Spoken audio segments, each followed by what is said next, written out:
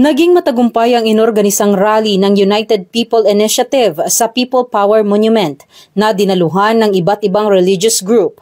Ang 3 araw sana na rally ay matiwasay na natapos sa ikalawang araw pa lamang. Naging aktibo naman ang ating mga kapulisan sa pagbibigay ng seguridad na kahit paman umulan o umaraw ay patuloy pa ring alerto. Maging sa ikatlong araw kahit wala ng mga rallyista ay patuloy pa rin sa pagbabantay ang mga kapulisan dito sa People Power Monument na nagresulta sa isang mapayapa at maayos na aktibidad ng ating mga kababayan. Kuya, ano po yung masasabi nyo sa isinagawang seguridad po ng ating mga kapulisan sa kasagsagan po ng rally dito sa People Power Monument? Ay, okay naman ang ano nila. Ligtas ang ano nila. Ang seguridad nila, okay. Walang gulo dahil ano nga, andyan sila. Peaceful. Okay ang ano nila. Mensahe niyo po sa ating mga kapulisan. Eh, gawin nila yung tungkulin nila. Yung tama lang, wag lang yung mga apis ng kapwa. Yun ang tama.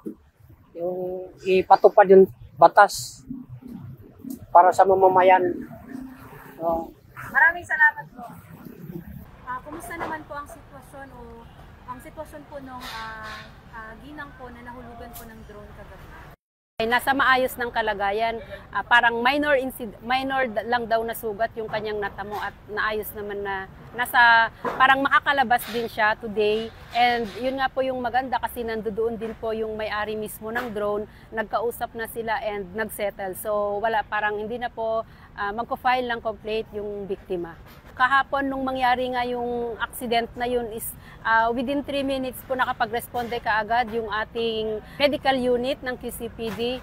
Ang ating doktor po yung nagbigay ng first aid, kaya nalagyan po kaagad nila ng first aid itong biktima bago siya itakbo sa ospital. Maraming salamat po. Hangad ng kapulisan ang kaligtasan ng bawat mamamayan mula dito sa People Power Monument. Ako po ang inyong Police News Network Correspondent, Patrolwoman Jenny Midolor, alagad ng batas, taga-taguyod ng Balitang Pulis.